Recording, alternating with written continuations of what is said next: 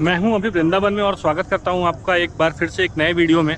और इस वीडियो में मैं आपको बताऊंगा कि आप संत श्री प्रेमानंद महाराज जी के दर्शन और एकांतिक वार्तालाप और एकांतिक दर्शन कैसे कर सकते हैं। बाकी सबसे पहले मैं आपको ये बता देता हूं कि अभी जो उनकी प्रवचन जो सत्संग चलता था रोज़ सुबह वो बंद है। वो उसमें किसी को अनुमति नहीं है और परिक्रमा में भी शायद महाराज जी नहीं जा रहे हैं, तो वो रात की परिक्रमा भी बंद है। तो इस वीडियो में आपको बताऊंगा कि आप उनके दर्शन केली कुंज आश्रम के बाहर कहाँ पे कर सकते हैं और एकांतिक वार्तालाप कैसे कर सकते हैं। आइए वीडियो को शुरू करते हैं। सबसे पहले मैं आपको बताता हूँ कि आप वृंदावन आएंगे कैसे। आपको वृंदावन आने के लिए आना है मथुरा। मथुरा से आप सीधा बिल्कुल बहुत आराम से आपको गाड़ी मिल जाएगी जो कि आपको वृंदावन छोड़ देगी 30-40 रुपये में, ऑटो और बसेज वगैरह। यहाँ आने के बाद आप किसी से भी पूछ लीजिए, आपको इस्कॉन मंदिर के पास परिक्रमा पथ पे जाना है। जब आप आ जाएंगे इस्कॉन मंदिर के पास परिक्रमा पथ पे, बस वहीं से थोड़ा ही आगे आपको किसी से भी पूछना है कि राधा केली कुंज आश्रम किधर है। परिक्रमा पथ पर ही आगे है। राधा केली कुंज आश्रम पहुँच करके वहीं पर महाराज जी का एकांतिक वार्तालाप होता है।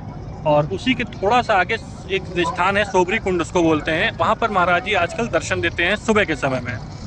तो आइए वीडियो को पूरी तरीके से शुरू करके और आपको बताते हैं पूरा प्रोसेस क्या है। और आपको एक कांटेक्ट नंबर भी देंगे आश्रम का, जिस पे आप फ़ोन करके सारी जानकारी जो करंट में चल रही है वो आप ले सकते हैं।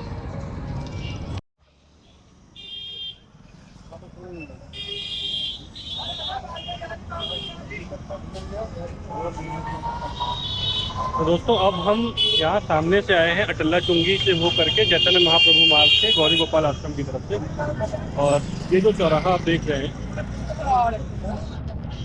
इस चौराहे से ही बिल्कुल सीधे इसी परिक्रमा मार्ग पर आगे संत श्री प्रेमानंद जी का आश्रम है, केली कुंज जिसको बोला जाता है।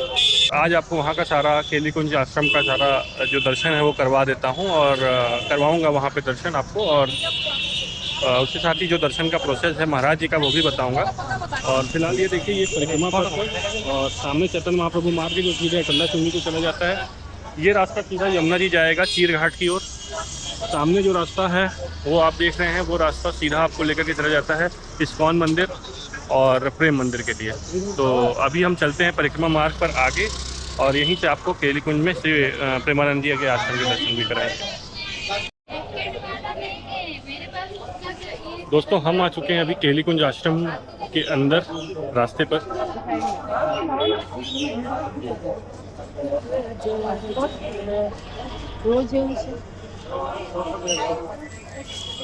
इस्कॉन मंदिर के ठीक पहले से जो रास्ता अंदर जाता है उसी रास्ते पर अंदर महाराज जी का आश्रम है। ये दूसरी बार हम आ रहे हैं, पिछली बार जब हम आए थे तब भी आए थे यहाँ पर।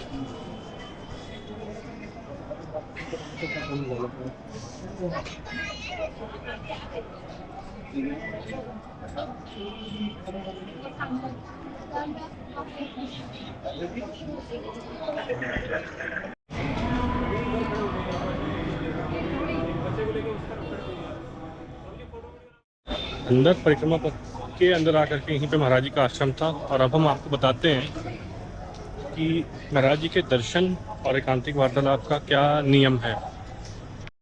दोस्तों केली कुंज आश्रम से मात्र 500 मीटर आगे ही सोबरी कुंड स्थान है। वहाँ पर महाराज जी के दर्शन कैसे करने मैं आपको बताता हूँ। आपको सबसे पहले वहाँ 4:30-5 बजे तक पहुँच जाना और अपना स्थान ले लेना है। और करीब 6:30-7 के बीच में महाराज जी वहाँ पर स्वयं आते हैं। ये सुबह का समय मैं बता रहा हूँ, सुबह में भोर में।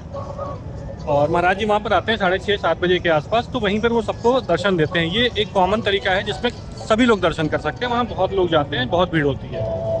एक तो ये तरीका है। और दूसरा, अगर आप एकांतिक वार्तालाप करना चाहते हैं तो उसका तरीका मैं बता रहा हूँ आपको।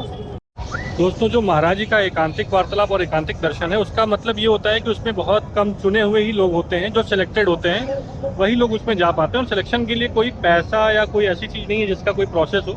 ये एक प्रकार से समझ लीजिए कि जैसे जो पहले गया, जिसने पहले वहाँ से टोकन लिया और जिसको पहले अवसर मिला वो दर्शन करता है, वो एकांतिक वार्तालाप में अपनी बातें आपको कर सकता है, पूछ सकता है। तो कोई इसमें कहीं से भी कुछ पैसा या ऐसा कोई भी चीज़ इन्वॉल्व नहीं है।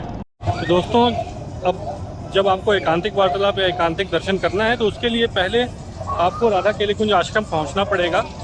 और ये कुल 3 दिन का प्रोसेस होता है। पहले दिन आपको पहुँचना है तो राधा केली कुंज आश्रम से आपको एक टोकन मिलेगा शाम को 4 से 5 के बीच में। और ये 120 पुरुष और 120 महिलाओं के लिए होता है। तो इसमें नंबरिंग सिस्टम, मतलब जो पहले आता है उसको पहले मिलता है, तो कोई टाइम नहीं है। आप इसके लिए बहुत पहले से जा कर के आपको लाइन लगानी पड़ेगी।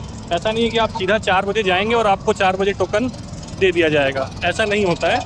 लोग वहाँ से सुबह 11-12 बजे से ही खड़े रहते हैं। कई लोग तो सुबह सुबह ही आ जाते हैं ताकि उन 120 लोगों में उनका भी नाम हो।